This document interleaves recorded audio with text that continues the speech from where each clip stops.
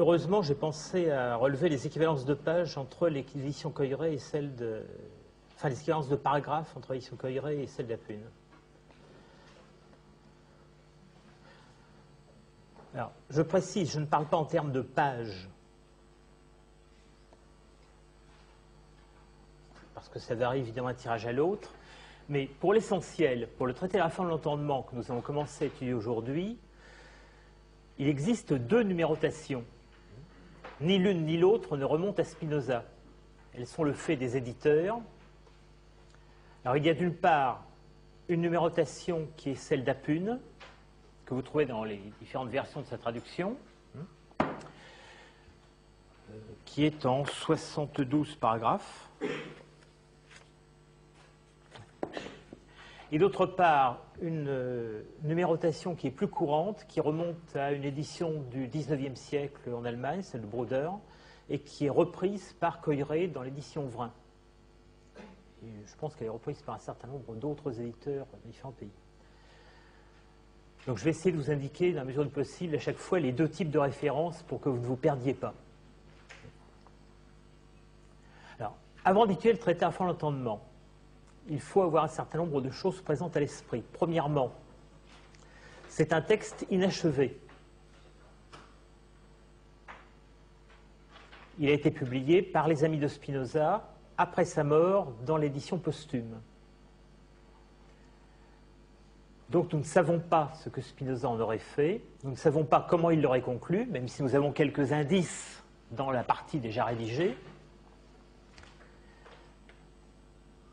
Et surtout, nous ne savons pas s'il ne l'aurait pas réécrit en fonction du développement du système auquel il avait abouti par la rédaction de l'éthique.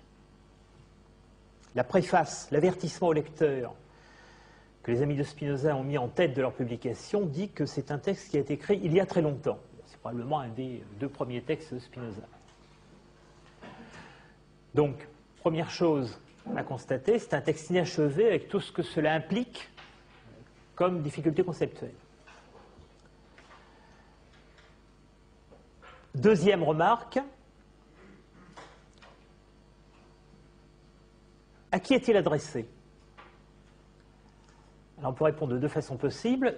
On peut le considérer d'une part comme un texte de travail, un texte que Spinoza s'adresse à lui-même, pour aboutir à la mise en forme de ses propres concepts, donc comme un échafaudage théorique qui lui permet de développer sa propre philosophie. Mais dans la mesure où il s'adresse à un lecteur de façon explicite,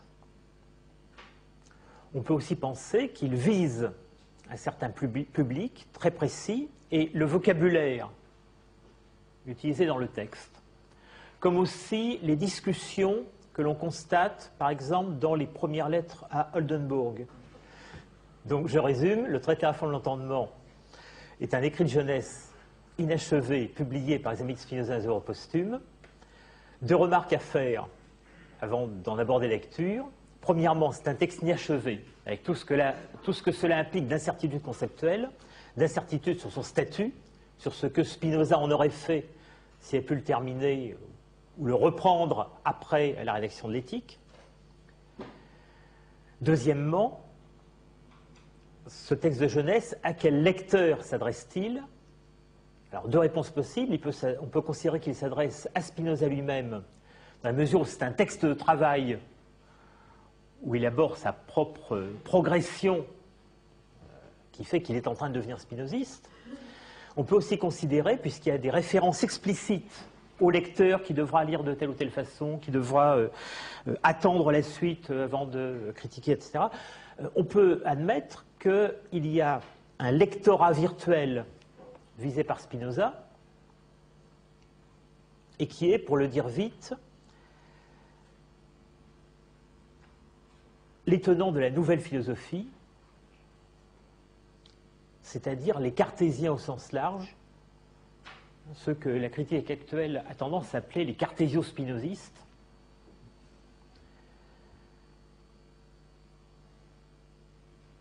ça ne veut pas dire des gens qui sont cartésiens au sens strict, qui se réclament du système de Descartes, mais des gens pour qui il y a une fausse philosophie, l'aristotélisme, et une nouvelle physique qui est en train de bouleverser cette fausse philosophie, ainsi qu'une nouvelle philosophie conçue plutôt comme un combat collectif que comme un système individuel, une nouvelle philosophie qui est en train de prendre la mesure théorique de la nouvelle physique et de la nouvelle vision du monde.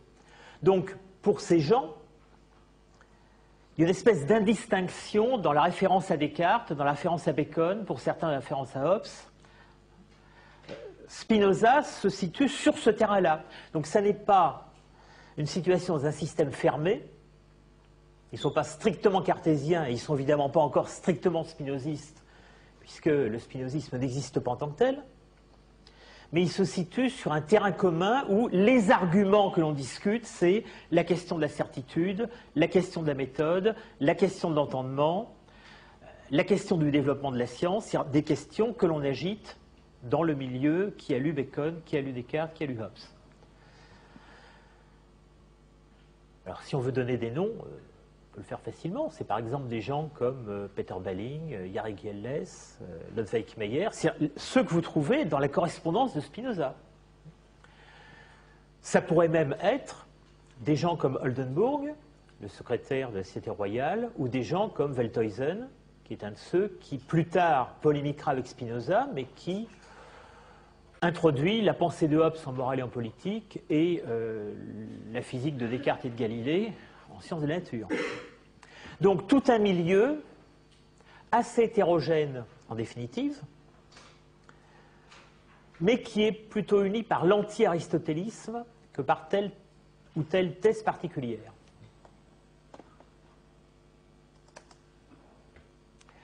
Alors comment se présente le traité ? Je vais donc donner la double numérotation des paragraphes. Une longue introduction qui fait pratiquement la moitié du texte. Dans la numérotation Bruder-Coiré, ce sont les paragraphes 1 à 49. Dans la numérotation Apune, ce sont les paragraphes 1 à 32.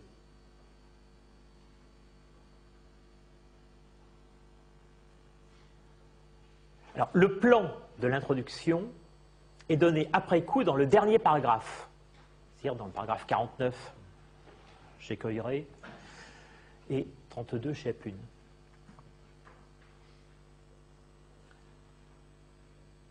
Ce dernier paragraphe, à la fois, donne le plan de ce qui vient d'être fait et énonce les tâches qui doivent être les différentes parties de la méthode.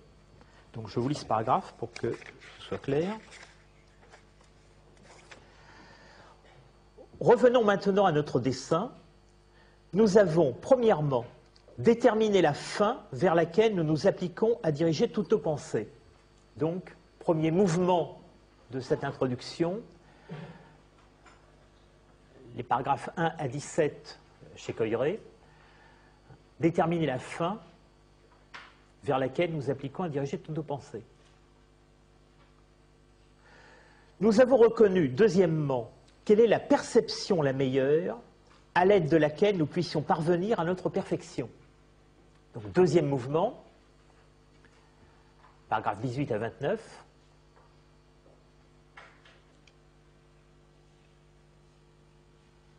La comparaison entre les types de perception et le choix de la meilleure. Troisièmement, quelle est la première voie où doivent s'attacher l'esprit pour bien commencer? Elle consiste, étant donné une idée vraie quelconque, à la prendre comme norme pour continuer ses recherches suivant des lois assurées. Donc, troisième mouvement, la discussion sur la voie à suivre, à savoir la norme de l'idée vraie. Et ici, Spinoza précise quelles vont être les composantes de cette voie. Donc, il recommence à l'intérieur de ce troisièmement 3 points qui, cette fois, sont prospectifs et non plus récapitulatifs. 1. Distinguer l'idée vraie des autres perceptions. 2. Tracer des règles pour percevoir selon cette norme les choses inconnues. Et 3, instituer un ordre pour nous épargner d'inutiles fatigues. Ce sera la question de l'ordre dû. Donc ça a l'air d'annoncer que le traité de la méthode comprendra 3 parties. Et enfin, il revient à la récapitulation de ce qu'il a fait dans cette introduction. Après avoir fait connaissance avec cette méthode, nous avons vu, quatrièmement, que pour qu'elle fût la plus parfaite, il fallait que nous ayons l'idée de l'être le plus parfait. Donc la méthode s'organise à partir de l'être le plus parfait. Nous avons donc là le plan de l'introduction. En fait, l'introduction se termine en outre par 2 ou 3 réfutations d'objections. J'y reviendrai ensuite. Alors, après cette introduction, que trouvons-nous ? Eh bien, nous trouvons essentiellement ce que Spinoza appelle la première partie de la méthode, donc paragraphes 50 à 90 chez Coiré, 33 à 48 chez Apune.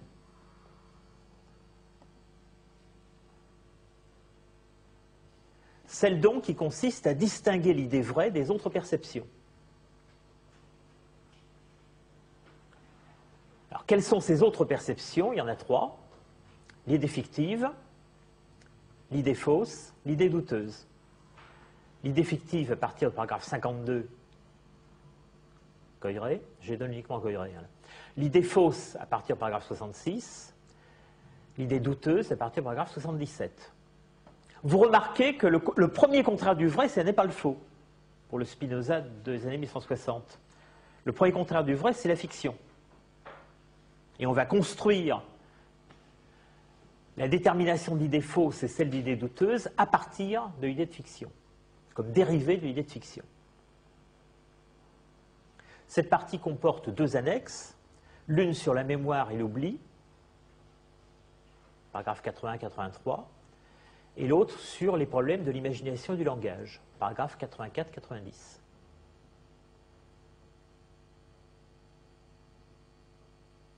Donc quand on en est à ce paragraphe 90, on a achevé la première partie de la méthode, et donc on a distingué l'idée vraie des autres perceptions. Alors qu'est-ce qui reste à faire ? Alors, on n'a pas beaucoup le temps de s'en rendre compte parce que le traité va maintenant s'arrêter très vite. Spinoza annonce qu'il va commencer la deuxième partie de la méthode, et cette deuxième partie de la méthode, dit-il, consiste essentiellement à donner une théorie de la définition.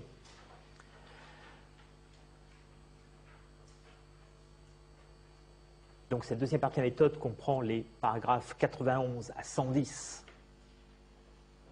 chez Coiré et 49 à 72 chez Apune.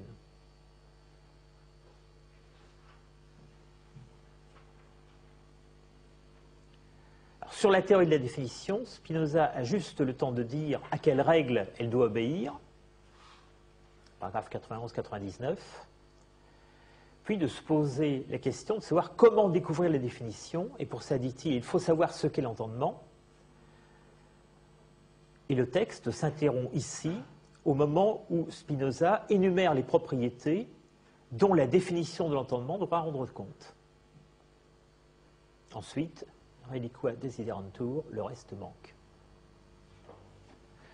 Nous trouvons donc devant un texte qui va nous dire, qui dit, qu'il va nous amener jusqu'à la connaissance souverain bien par l'élaboration d'une méthode et qui s'interrompt pratiquement au milieu de cette exposition de la méthode.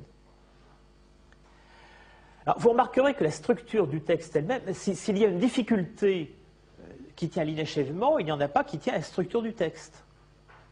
Elle est très claire, et d'ailleurs Spinoza passe son temps à l'énoncer, à dire voilà ce que j'ai fait, voilà ce que je vais faire, voilà quelles sont les 3 étapes qui vont venir maintenant. Donc d'un certain point de vue, la progression du raisonnement ne pose pas de problème particulier. Les problèmes, quand il y en aura, tiendront plutôt au fait que quelquefois nous ne savons pas exemplifier certains énoncés et que nous ne savons pas dire comment certaines choses qui sont annoncées auraient été développées dans la suite si le texte avait continué. Alors, le premier moment de l'introduction, puisque j'y recommence, je recommence au début. procède lui-même en plusieurs temps.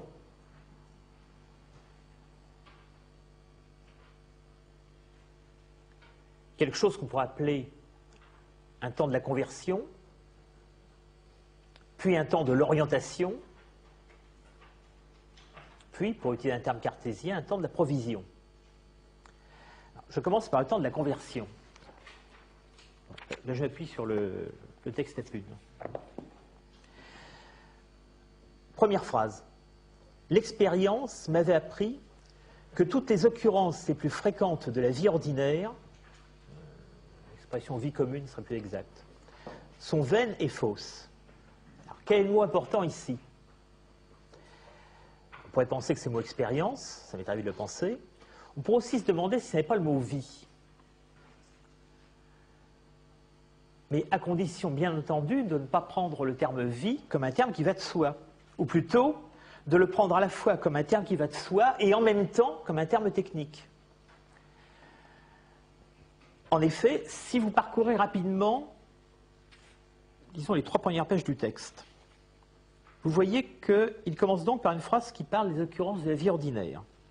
Un peu plus bas, on parle du projet, l'institutum, d'une vie nouvelle. On se demande si cette vie nouvelle est compatible avec la conduite ordinaire de la vie. On reparle des occurrences les plus fréquentes dans la vie. On fait remarquer que si on veut organiser sa vie en fonction de l'honneur, c'est-à-dire rapidement en fonction des relations sociales, on est amené à diriger sa vie d'après la manière de voir des autres hommes. Dans le paragraphe suivant,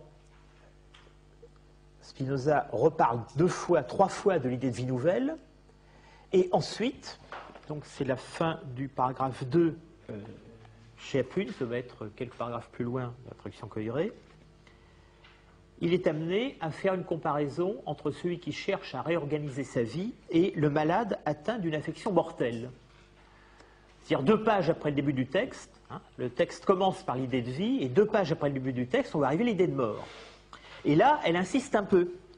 Après l'affection mortelle, on parle de la mort imminente, et dans le paragraphe suivant, on donne des exemples de tous ceux qui ont été menacés par la mort à cause de leur recherche des biens de la vie courante. Donc, ceux qui ont recherché la richesse ont souffert la persécution et la mort. Ils ont payé leur déraison de leur vie. Ceux qui, pour conquérir ou conserver l'honneur, ont pâti très misérablement. Ceux dont l'amour excessif du plaisir a hâté la mort. Donc il faut rejeter ces 3 biens, et il faut chercher un autre bien qui est tel qu'il ne puisse pas périr, et donc que nous ne soyons pas atteints de tristesse lorsque nous nous rendons compte qu'il est périssable. Et c'est enfin la comparaison entre ces différents types de biens qui va permettre d'adhérer au véritable projet d'une, Spinoza appelle le terme, vie nouvelle. Donc on constate que dans ces premiers paragraphes, dans ce qui apparaît comme une sorte de récit de conversion, mais qui n'avait pas un au sens strict, Spinoza semble organiser toute sa réflexion autour principalement de cette notion de vie et secondairement, à partir de la moitié du texte, de la notion de mort et d'objets périssables. Alors, ça peut paraître étrange de la part d'un philosophe qui écrira dans l'Éthique que l'homme guidé par la raison ne pense jamais à la mort. Mais apparemment ici, il ne s'agit pas d'un homme encore déjà guidé par la raison. Ce à quoi nous avons affaire, c'est un récit au passé. Le narrateur nous dit comment il s'est détourné des biens de vie courante pour rechercher quelque chose qui serait le vrai bien. Ce vrai bien, il n'a au départ aucune idée de ce qu'il est. Il se contente de l'écrire négativement à partir de la déception que provoquent les biens de la vie ordinaire. Alors, revenons un instant sur ce parcours de conversion. pour demander quel type de vie on voit apparaître.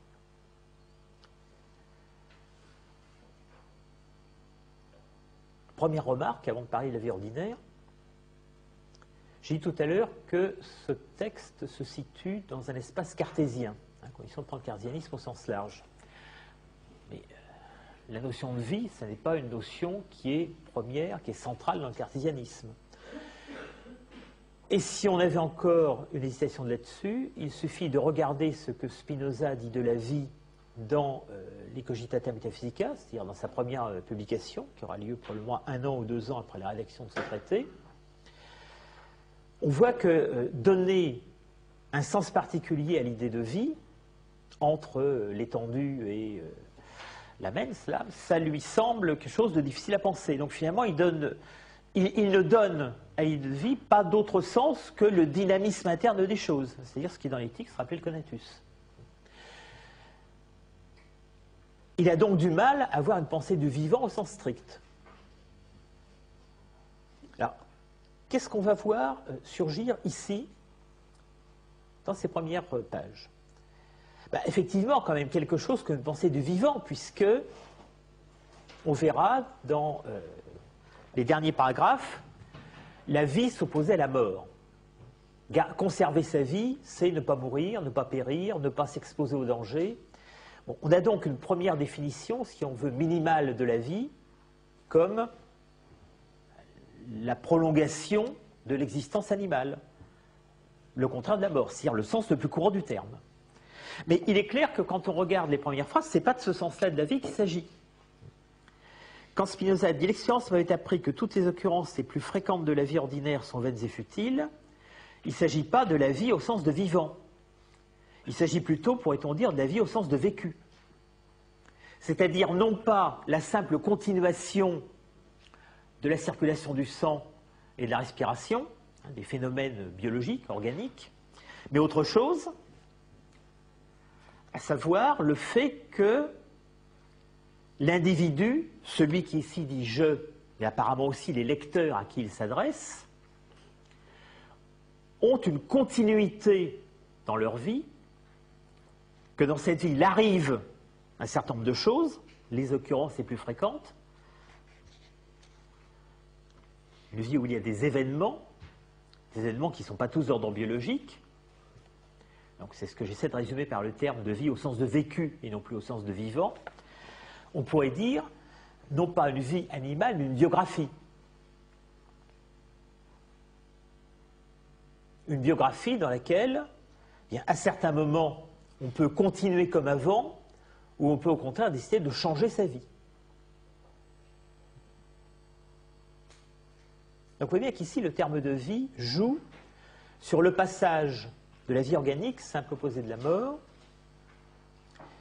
et la vie en tant que continuité des événements qui arrivent à l'individu.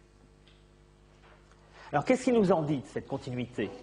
Eh bien, le narrateur, à aucun moment il ne dit « je Spinoza ». C'est quand même très marqué rhétoriquement. Le narrateur évoque un moment du passé, plutôt évoque plusieurs moments du passé, d'abord une continuité en quelque sorte non réflexive, dans laquelle il s'abandonnait aux occurrences de la vie ordinaire. Quelles sont ces occurrences de la vie ordinaire? Il le dira un peu plus loin. Apparemment, il y en a beaucoup, elles sont très variées, mais elles se laissent ramener à 3 chefs principaux que Spinoza n'invente pas. Toute la tradition rhétorique morale les a énumérés avant lui: le plaisir, l'honneur, ou les honneurs, la richesse. Alors, le plaisir, c'est au fond tout ce qui peut arriver immédiatement au corps et peut-être pas seulement au corps. Les honneurs, ce sont les relations interhumaines, donc notamment le champ de la politique. Et la richesse, c'est à la fois l'argent et ce qu'on peut acquérir avec de l'argent. Et pratiquement, tout ce que les hommes peuvent désirer dans la vie quotidienne, dans la vie ordinaire, semble se ramener à ces 3 chapitres principaux. Vous remarquerez que dans ces 3 désirs de la vie quotidienne, il n'y a ni le souverain bien, le terme n'est pas prononcé, il ne se sera jamais, pendant tout ce parcours de conversion, ni un souverain bien religieux, ni un souverain bien philosophique ou moral, ni le désir de savoir. Alors, il faut le souligner, Parce qu'après tout, dans l'éthique, on apprendra que ce qui est le propre de l'homme, c'est intelligere, c'est comprendre. Ici, ce désir de savoir n'est pas premier. Apparemment, il n'est pas parmi les moteurs fondamentaux de la vie humaine. On le verra arriver dans la suite du traité, on le verra même arriver très vite, mais il sera un produit de la réflexion et non pas un moteur de la réflexion. Alors, quel moteur de la réflexion? On peut dire que c'est un moteur totalement immanent, à savoir que le déroulement même de la vie ordinaire fait qu'à un certain moment, le narrateur s'en est trouvé insatisfait. Il a trouvé que ce qui se rencontre dans cette vie est vain et futile. Autrement dit, les biens de la vie ordinaire formulent des promesses et ne tiennent pas toujours ces promesses. Alors, si on veut exemplifier un peu, ben c'est simple, il faut aller chercher la page suivante. Celui qui cherche la richesse peut la perdre. Celui qui cherche le plaisir peut ne pas l'obtenir. Celui qui cherche les honneurs peut ne pas être élu. Qu'est-ce qu'on a élu quoi à Amsterdam, grand pensionnaire ou éventuellement se faire massacrer. Donc, à la fois, on peut ne pas les obtenir, on peut, si on les obtient, en être déçu, et on peut, si on les a obtenus, et même si on n'a pas été déçu, les perdre. Et on pourra même éventuellement perdre la vie en les perdant, en s'y attachant trop. Bon, tout ça, Spinoza ne l'invente pas. Hein. Il prend des matériaux dans le tout venant du discours rhétorique moral usuel. Ce qui est plus original, c'est ce qu'il en fait. C'est-à-dire qu'il se sert de cette idée du caractère déceptif des biens de vie courante pour produire un itinéraire qui va arracher le narrateur à cette vie courante. Autrement dit, c'est pour ça que j'évite le terme de conversion, je l'utilise avec des guillemets, si c'est une conversion purement immanente. Il n'y a pas d'appel de l'extérieur. Le souverain bien ne se manifeste pas.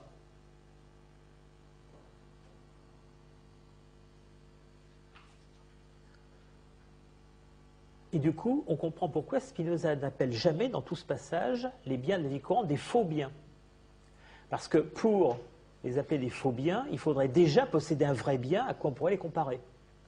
Or, précisément, c'est le contraire qui se passe. C'est parce qu'on est insatisfait de ces biens de la vie ordinaire, plaisir, honneur, richesse, qu'on va aspirer à trouver un autre bien qui, lui, au fond, promettrait comme eux, mais tiendrait ses promesses. Donc, qui ne serait pas de l'ordre du périssable.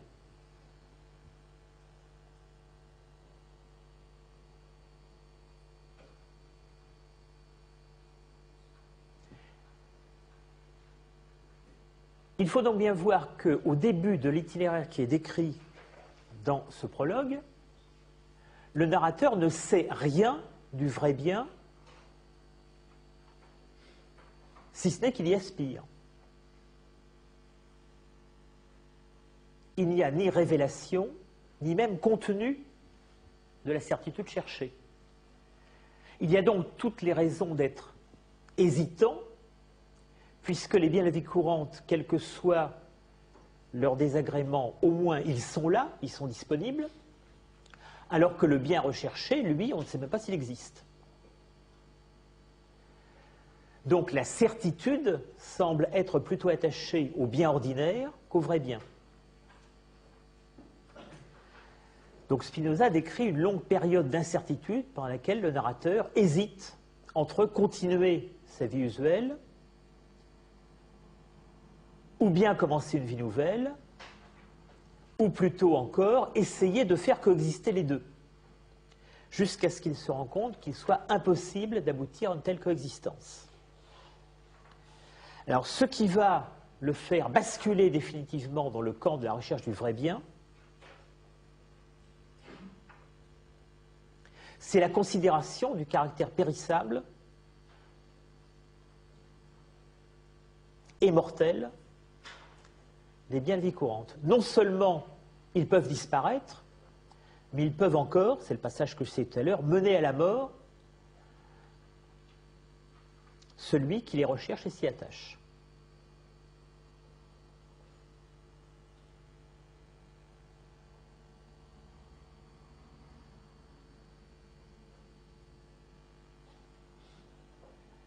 Je cite dans le milieu du paragraphe 3 de l'introduction à Pune, ces mots d'ailleurs, semblait provenir de ce que toute notre félicité et notre misère ne résident qu'en un seul point: à quelle sorte d'objet sommes-nous attachés par l'amour? Remarquez que ces biens de la vie courante, avec lesquels on semblait être dans un état de relation ou de commerce, maintenant, la relation semble se préciser comme une relation d'amour. Donc, on pourrait parler d'amour des plaisirs, amour des richesses, amour des honneurs. Spinoza ne définit pas ce que c'est que l'amour, mais visiblement, ici, fonctionnellement, l'amour, c'est ce qui nous fait nous définir nous-mêmes par rapport à un bien extérieur. Et tout se passe d'ailleurs comme si, lorsqu'on connaîtra le vrai bien, l'amour jouera exactement le même rôle. Donc tout se passe comme si l'individu, le narrateur et aussi le lecteur à qui il s'adresse, n'avaient pas de consistance propre suffisante pour pouvoir remplir leur vie de quelque chose de suffisamment positif sans se rattacher à quelque autre chose.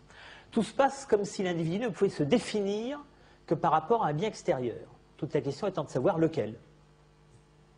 Donc l'amour, c'est en quelque sorte ce qui vient donner une consistance à l'individu, alors soit la consistance périssable qu'il acquiert en adhérant au bien périssable, soit la consistance éternelle qu'il va acquérir en adhérant au bien éternel. Donc je reprends la citation.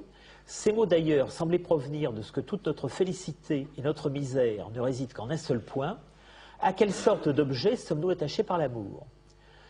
Pour un objet qui n'est pas aimé, il ne naîtra point en effet de querelle, nous serons sans tristesse s'il vient périr, sans envie si tombe impossible d'un autre, sans crainte, sans haine, et pour le dire d'un mot, sans trouble de l'âme.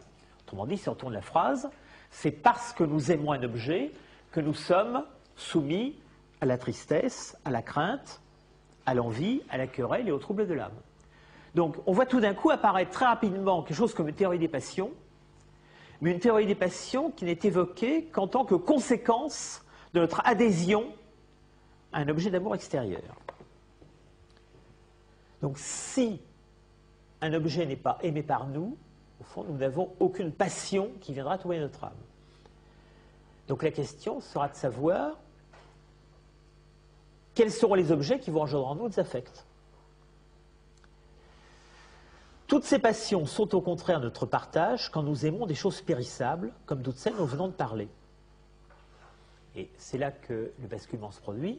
Mais l'amour, allant à une chose éternelle et infinie, repaît l'âme d'une joie pure, d'une joie exempte de toute tristesse, bien grandement désirable et méritant qu'on le cherche de toutes ses forces. Donc, à côté de l'amour des choses périssables qui nous fait périr, par l'intermédiaire de ces passions conflictuelles, on peut envisager l'existence d'un amour d'une chose non périssable qui nous fasse adhérer à ce qui va être le vrai bien et qui donc aura comme conséquence également de produire en nous des affects, mais des affects non conflictuels.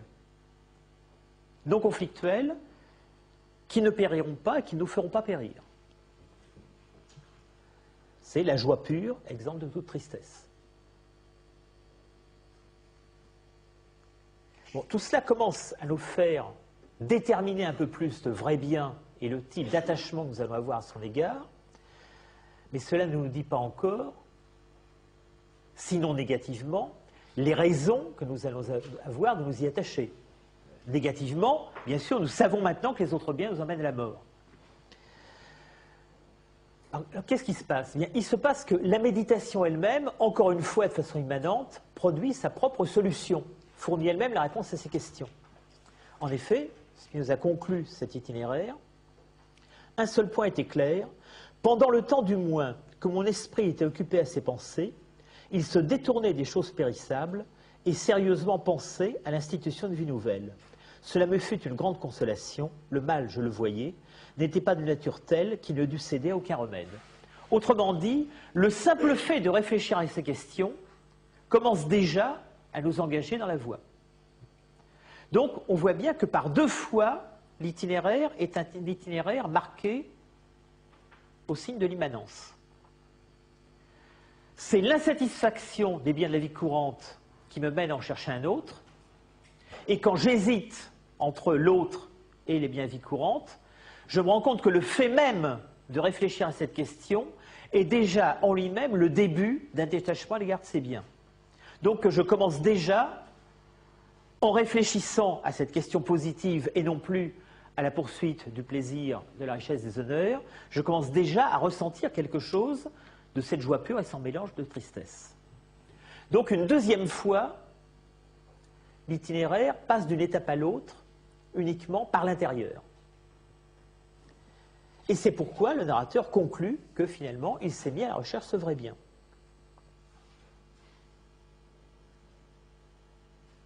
Deux remarques, de nouveau. Si on se met à la recherche de ce vrai bien, du coup, les biens de la vie courante n'apparaissent plus comme trompeurs ou illusoires. Ils peuvent apparaître comme des moyens sur le chemin du vrai bien. Autant, quand ils étaient considérés pour eux-mêmes, ils étaient trompeurs et illusoires, insatisfaisants, autant, à partir du moment où on ne les considère plus comme des fins, mais comme des moyens, ils sont parfaitement justifiés. Il est parfaitement justifié de rechercher le plaisir qui sert à la santé, de rechercher le type de relation interhumaine qui permet à la fois d'être tranquille dans la recherche souverain bien et éventuellement d'y associer les autres, et enfin d'acquérir l'argent nécessaire pour mener toutes ces recherches. Donc, on va voir peu à peu, dans la suite du discours de Spinoza, ce qui était marqué négativement dans la vie commune, revenir positivement en tant que moyen dans la recherche du vrai bien. Deuxième remarque, j'y insiste, le terme de Dieu est absolument absent de ce parcours, c'est pourquoi ici parler de parcours de conversion, à moins de préciser tout de suite que c'est une conversion purement interne. Et même, alors que Spinoza ne parlera pas de Dieu, mais parlera, on l'a vu déjà tout à l'heure, de l'être le plus parfait, cet être le plus parfait ne joue aucun rôle dans l'itinéraire premier du traité. Ça n'est pas l'être le plus parfait qui nous appelle à convertir. C'est le contraire. C'est parce que nous nous convertissons, c'est parce que nous essayons de chercher le vrai bien, que nous rencontrerons ensuite l'idée de l'être le plus parfait. Donc on pourrait dire que c'est l'inverse d'un discours religieux.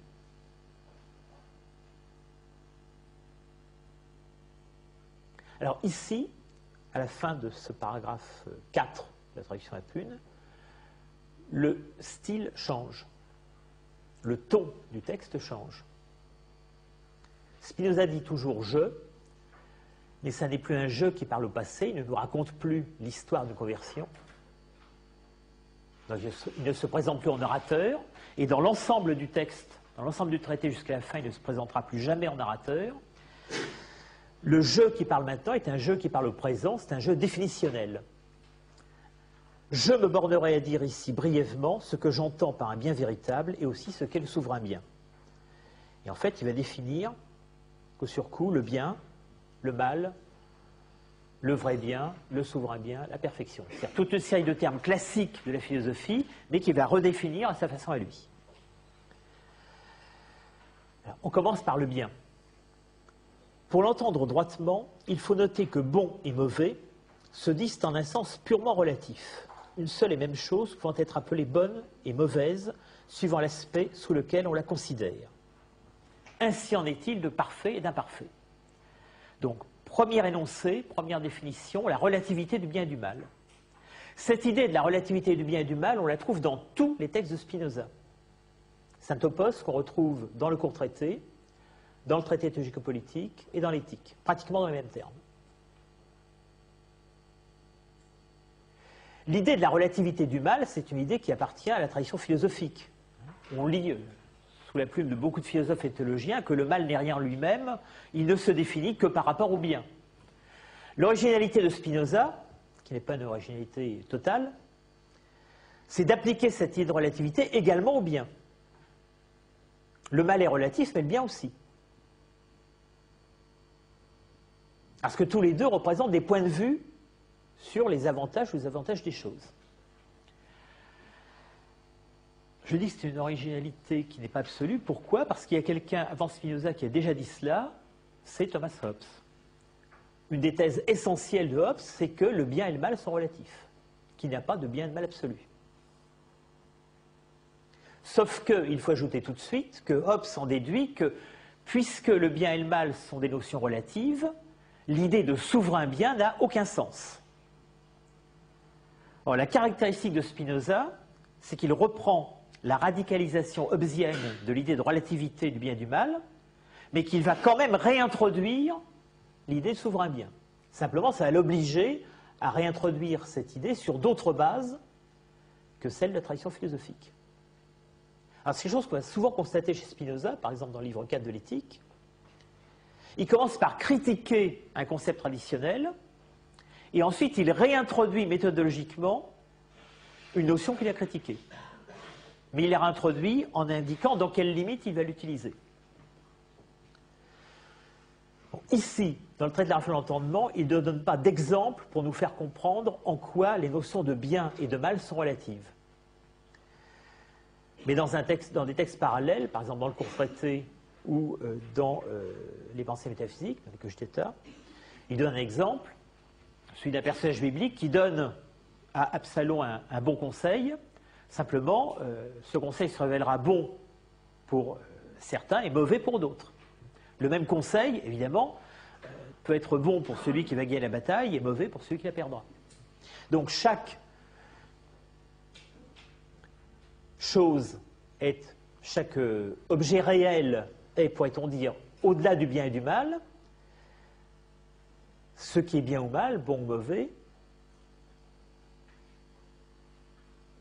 c'est le point de vue qu'on a sur elle. Et bien entendu, le point de vue qu'on a sur elle varie en fonction de celui qui énonce ce point de vue.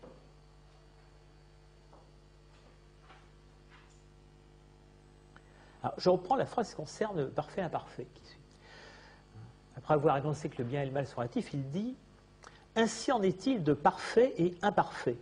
Nulle chose, en effet, considérée dans sa propre nature, donc aucune chose objective, quelque chose en telle, ne sera dite parfaite ou imparfaite. » Et ici, Spinoza ajoute, une phrase tout à fait étonnante, si on veut, du point de vue du texte même du traité, « Surtout quand on aura connu que tout ce qui arrive se produit selon un ordre éternel et des lois de nature déterminée. » Qu'est-ce que c'est que ce « aura connu » ? Ça veut dire, je suis en train d'expliquer quelques définitions à la suite d'un récit de conversion. Mais j'ai en quelque sorte en réserve un système de philosophie, parce que c'est ça, bon, c'est le système de l'éthique ou de ce qui, à ce moment-là, tient lieu de l'éthique, que je ne mentionne pas, que je ne déduis pas ici a priori, mais je vous annonce que quand on y sera, voilà ce qu'on saura. Donc, on se trouve pour la première fois à l'intérieur de ce texte devant la mention de la philosophie propre de Spinoza, qui arrive en quelque sorte en incise à l'intérieur du traité.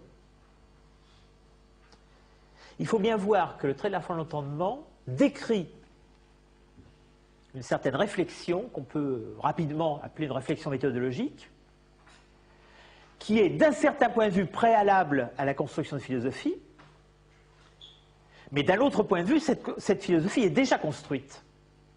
Dans l'ordre du débiteur ordinaire, on va le verra ensuite, elle existe déjà.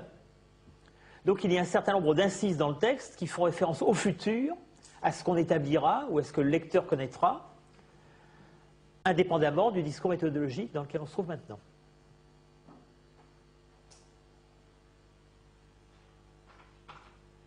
Au fond, on est ici dans un passage qui est symétrique à certains passages de l'éthique, où dans l'éthique, on construit le système débito-ordiné, mais de temps en temps, on trouve dans un scoli une réflexion méthodologique. Donc, dans l'éthique, la réflexion sur la méthode se place dans les interstices du système métaphysique. Ici, c'est le contraire, c'est les références au système métaphysique qui apparaissent dans les interstices de la réflexion de méthode. Donc, quand on saura que tout est produit de façon déterminée dans la nature, eh bien, on saura que les termes de parfait et d'imparfait n'ont aucun sens dans l'ordre des choses. que toute chose est produite comme elle doit être produite, et qu'il n'y a donc pas des degrés de perfection en soi. Alors, on s'attendrait à ce que Spinoza en déduise. Donc, débarrassons-nous des notions de bien, de mal, de parfait, d'imparfait. Il n'y a justement pas. Maintenant qu'il a expliqué pourquoi ces notions n'ont pas de fondement objectif, il va expliquer pourquoi on peut, et même on doit, les utiliser quand même sur un autre plan. Je cite, « L'homme, dans sa faiblesse, ne saisit pas cet ordre, l'ordre de la nature, par la pensée. Il conçoit une nature humaine de beaucoup supérieure en force à la sienne, et il ne voit pas d'empêchement à ce qu'il en acquiert une pareille. Il est donc poussé à chercher des intermédiaires le conduisant à cette perfection. » Autrement dit, la faiblesse de l'homme, la faiblesse de sa connaissance, fait qu'il ne conçoit pas spontanément les choses comme des produits des lois de la nature. Il les conçoit comme des choses qu'on peut comparer et qu'au fond, rien ne sépare sur une échelle des êtres. Il se demande donc comment passer d'un degré de cette échelle à une autre. Et c'est dans cette question-là, comment passer d'un degré à l'autre, qu'on peut réintroduire méthodologiquement les notions de bien, de mal, de parfait et d'imparfait. Je fais une parenthèse, il n'y a pas évidemment de différence dans le latin de Spinoza entre bon, mauvais, bien, mal. On peut toujours introduire une distinction si on veut, mais bien et mal, dans le latin, c'est l'adjectif substantivé, sans plus.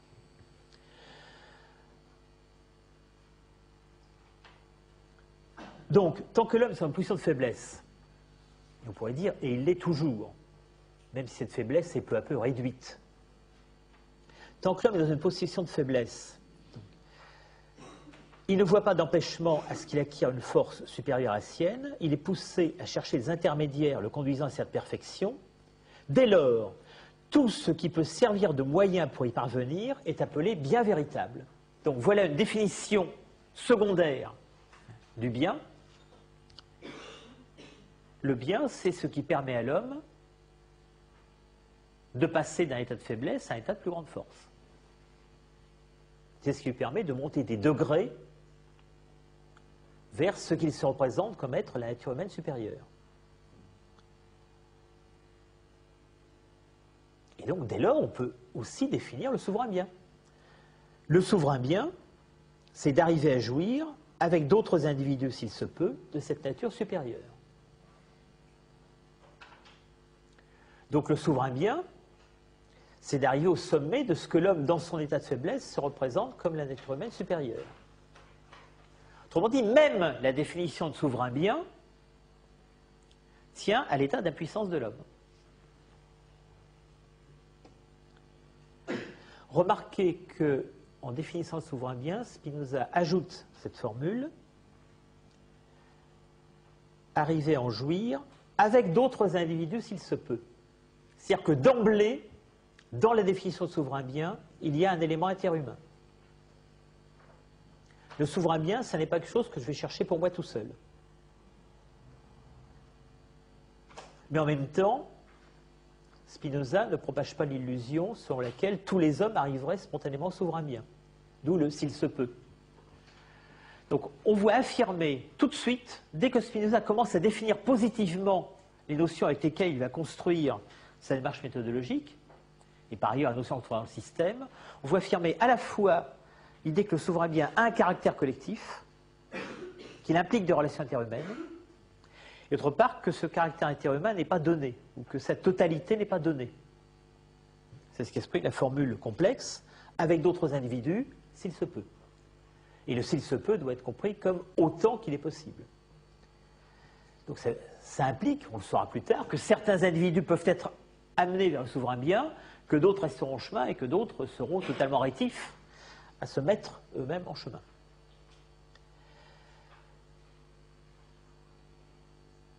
Ça vaut la peine de s'arrêter un instant pour se demander quel est le statut des relations interhumaines dans ce début de traité de la fin de l'entendement. On a vu qu'elles étaient mentionnées d'emblée dans l'une des catégories des biens vie courantes, celle des honneurs. Les honneurs, ce sont les relations avec autrui. Et en même temps, les honneurs impliquent une relation supplémentaire avec autrui.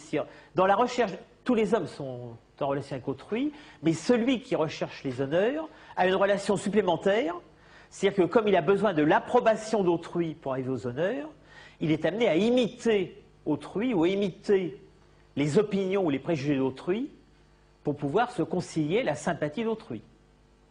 Ça s'appelle une campagne électorale. Ah oui, c'est ça que Spinoza pense, évidemment. Avec les différents degrés d'élection possibles. Donc, on aurait pu croire, quand on était à ce moment-là, que la relation interhumaine est quelque chose de négatif, de toujours négatif.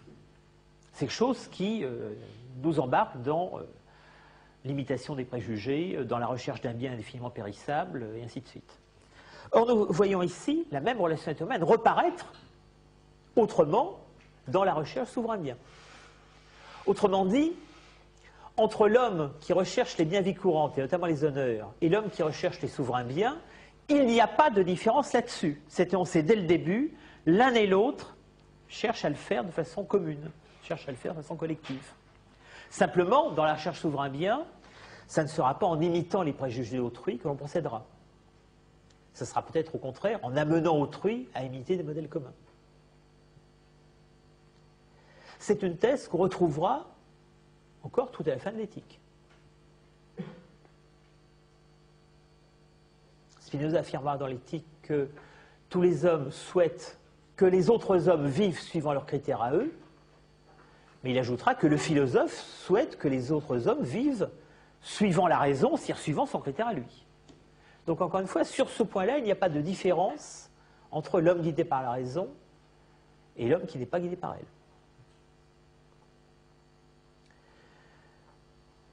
Donc, quelle est donc cette nature supérieure? Nous l'exposerons en son temps et nous montrerons quelle est la connaissance de l'union qu'a l'âme pensante avec la nature entière. Remarquez bien que le souverain bien, ce n'est pas l'union de l'homme avec la nature, c'est la connaissance de cette union.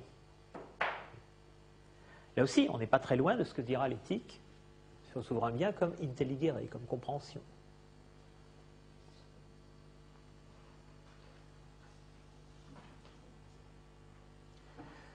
Cette phrase laisse entendre qu'en fait, l'union de l'homme avec la nature entière, ce n'est pas un but, elle est donnée.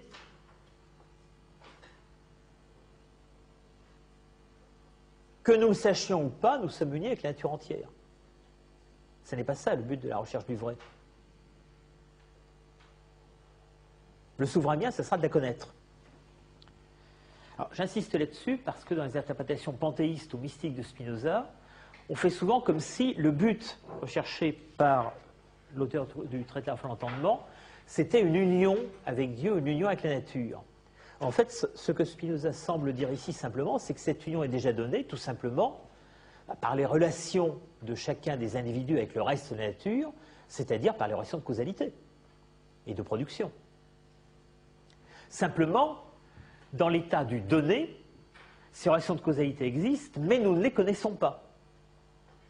Donc le souverain bien, ça sera la connaissance de cette union, c'est-à-dire la maîtrise intellectuelle de cette causalité qui est préexistante, évidemment, à la connaissance que nous en avons.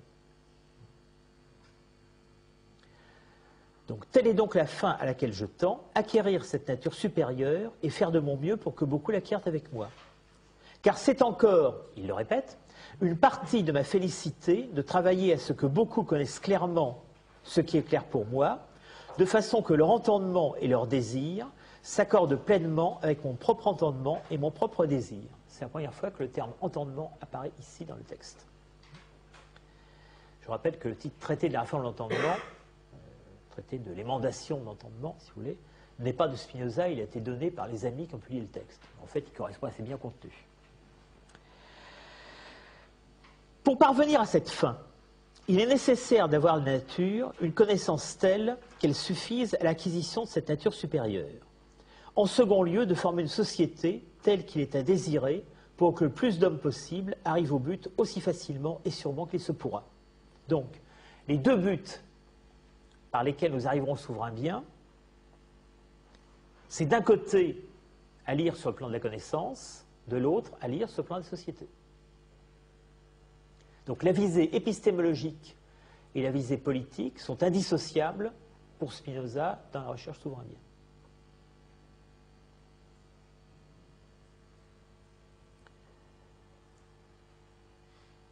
Sauf que, lorsqu'il dit s'il forme une société, il ne précise pas que cette société prenne la forme d'un État.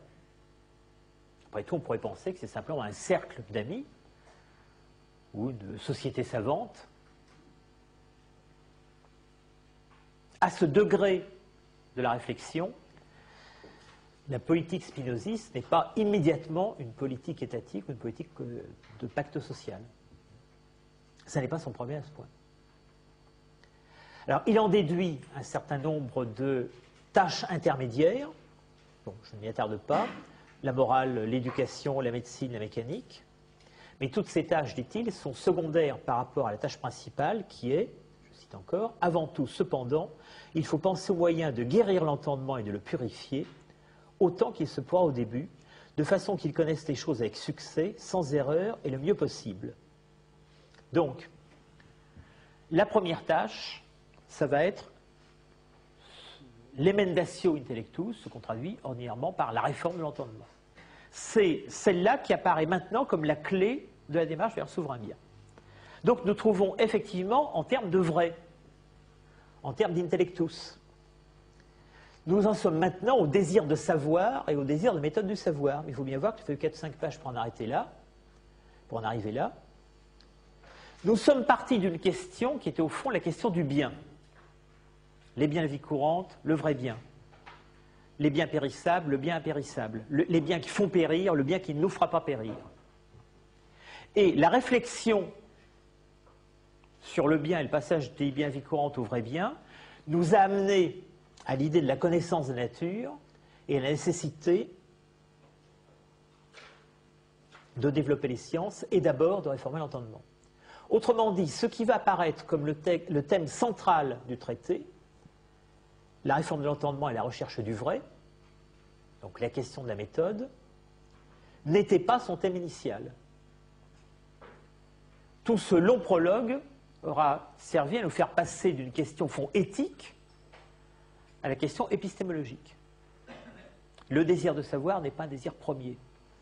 Le désir de réformer l'entendement n'est pas un désir premier.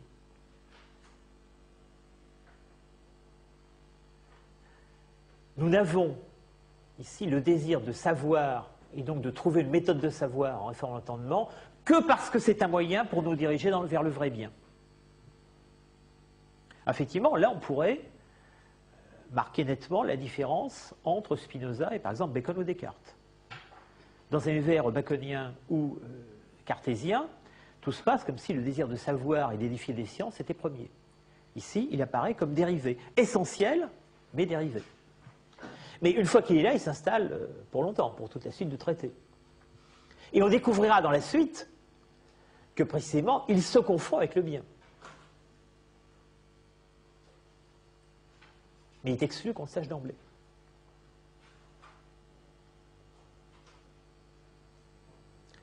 Alors, avant de se mettre en route dans la réforme de l'entendement, Spinoza ajoute, là aussi ça sonne cartésien, ça, même quand ça n'est pas cartésien, ça sonne cartésianisant. On est sur une frontière où, au fond, les différences ne se marquent qu'à l'intérieur des proximités.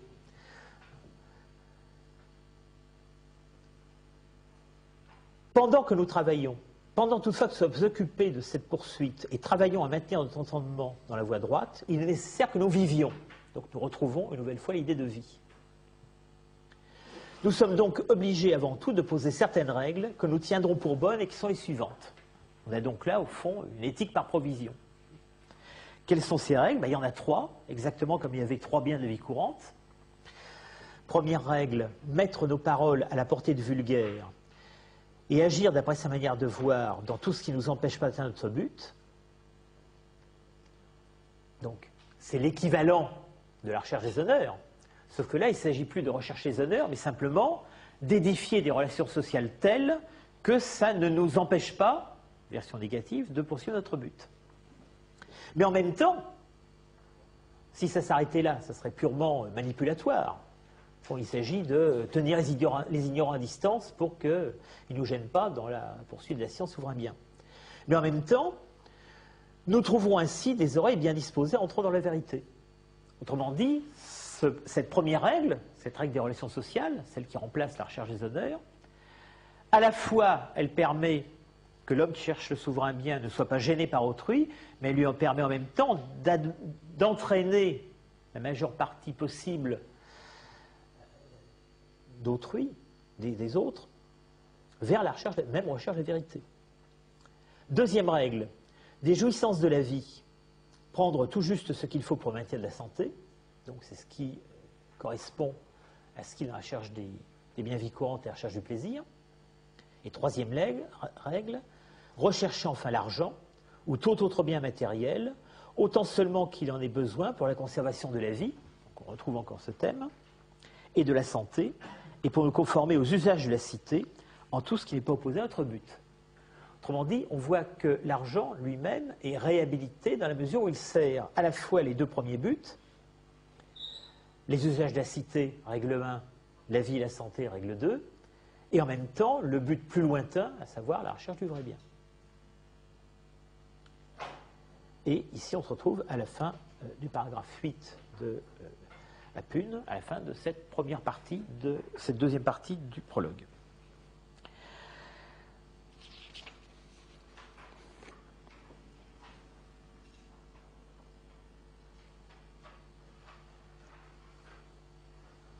Quand on en est là,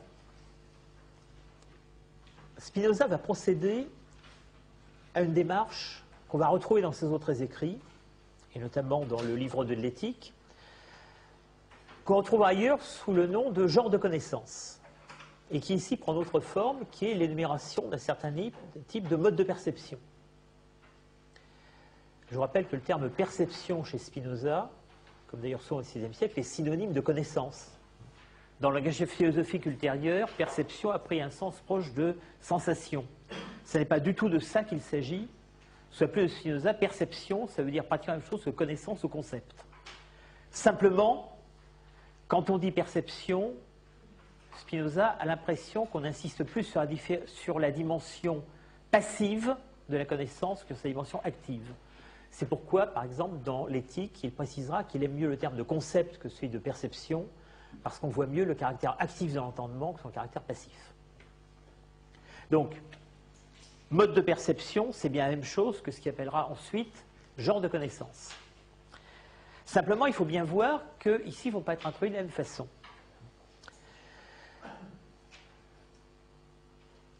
Pour savoir comment réformer l'entendement, nous allons faire le bilan de la façon dont nous connaissons jusqu'ici. Nous allons découvrir que, avant toute réforme de l'entendement, nous utilisons déjà 4 modes de perception. Et nous allons choisir parmi eux. Donc, 3 opérations, remémoration, énumération des modes de perception existants. Il ne s'agit pas du tout de créer de la connaissance à partir de rien. Deuxièmement, détermination de notre but. Troisièmement, sélection de celle des connaissances qui est la plus utile pour notre but.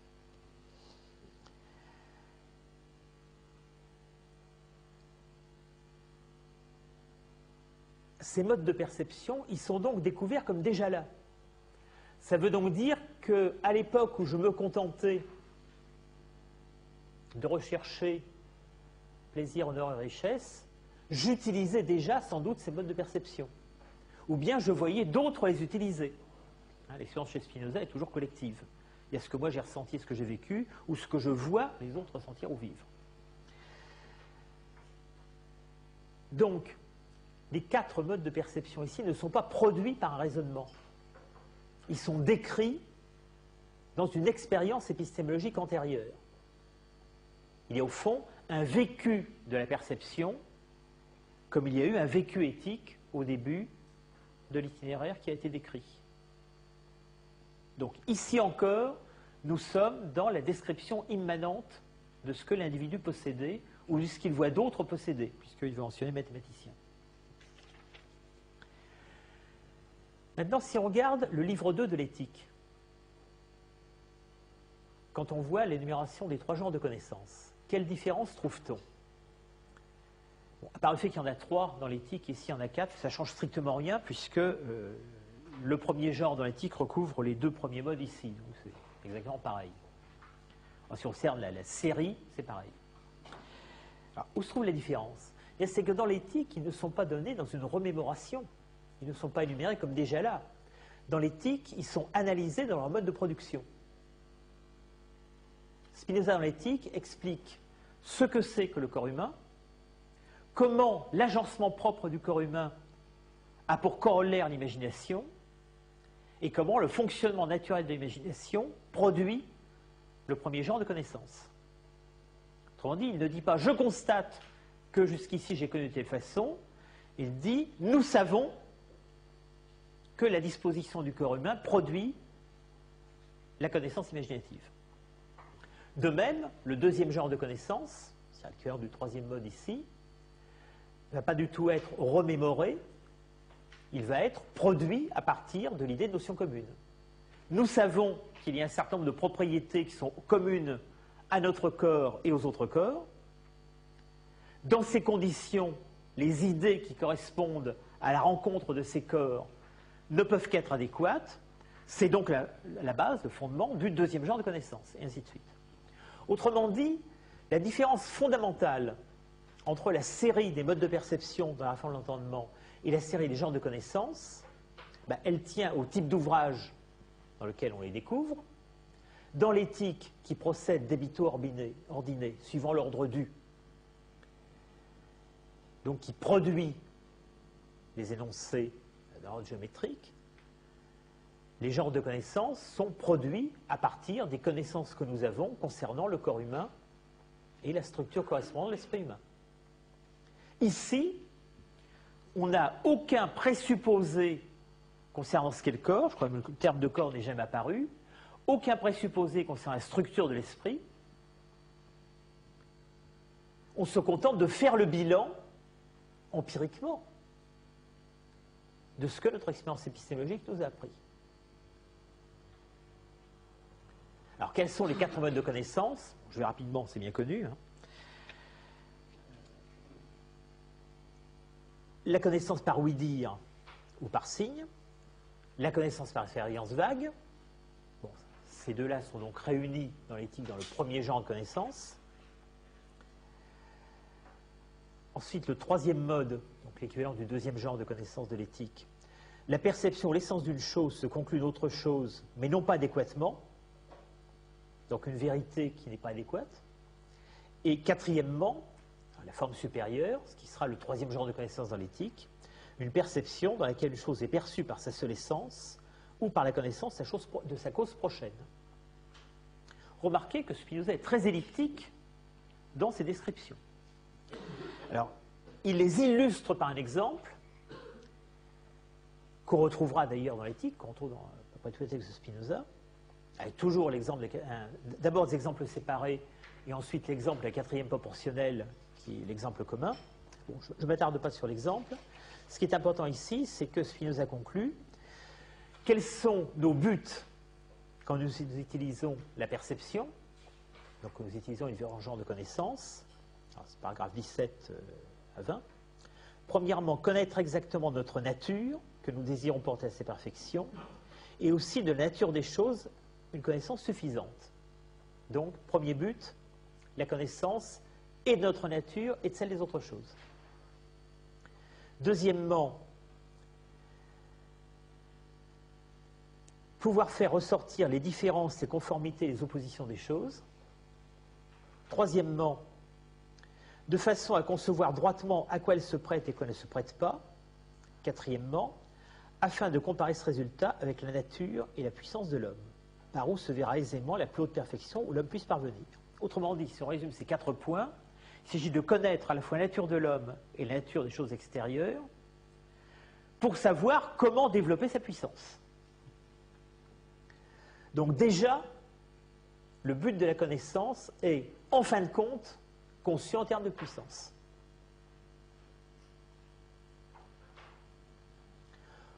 On pourrait ici aussi marquer un temps d'arrêt pour remarquer que, alors que cette idée des différents types de connaissances, de trouver la meilleure méthode, d'éliminer les préjugés, etc., tout ça nous rappelle vaguement un lexique cartésien. Mais ici, quand la clé du lexique, c'est la puissance, nous sortons du lexique cartésien. La notion de puissance n'est pas une notion centrale dans le vocabulaire de Descartes. Donc, encore une fois, vous voyez que Spinoza progresse sur un terrain qui est commun, qui est le terrain commun de la nouvelle philosophie, un terrain où le lexique cartésien est en quelque sorte devenu un bien commun de tous ceux qui veulent penser autrement. Mais dans le lexique cartésien, il introduit un certain nombre de torsions, de disjonctions ou de termes nouveaux qui commencent déjà à transformer ce lexique de l'intérieur, c'est-à-dire à acheminer sa réflexion, au fond, d'un cartésianisme large à ce qui sera le spinozisme propre, spécifique.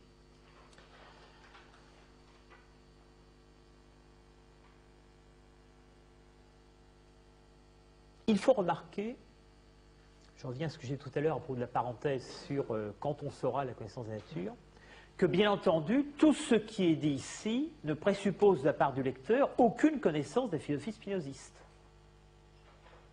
Évidemment, s'il veut amener le lecteur jusqu'à cette philosophie, il ne peut pas la supposer connue. Donc, effectivement, vous ne trouvez dans ces pages ni le terme de substance, ni celui d'attribut, ni celui de mode, c'est-à-dire aucun des termes à quoi nous avons appris à reconnaître le lexique propre au Spinoza. Et pour cause. Si on était déjà ici en train d'utiliser ce lexique, ça veut dire que le lecteur l'aurait déjà accepté. Donc il serait déjà venu se placer sur les positions spinoziennes. Alors que la question dans le traité, c'est à la fois de savoir comment, à partir de l'opinion commune, au fond, de l'immanence aux opinions communes, on peut s'acheminer vers ce qui sera le concept, l'ensemble, la problématique centrale du spinozisme, et comment on peut gagner le lecteur à cette problématique. Donc, au fond, tout le problème de Spinoza ici,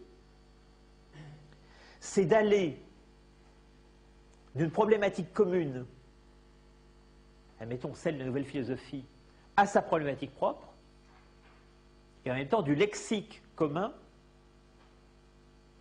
à son lexique propre. Bien entendu, il ne faut pas s'imaginer que Spinoza possède d'emblée toute sa problématique de façon détaillée et tout son lexique de façon détaillée. Il les fabrique au fur et à mesure qu'il travaille dessus. Donc il ne faut pas concevoir l'utilisation d'un lexique cartésien ou quasi-cartésien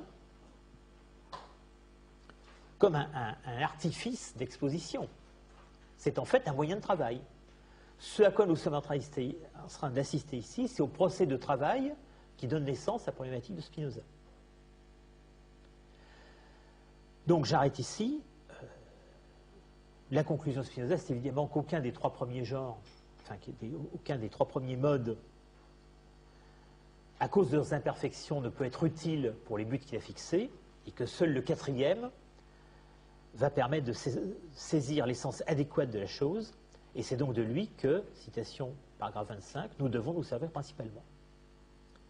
Donc, j'arrête ici pour aujourd'hui. La prochaine fois, je reprends à ce passage.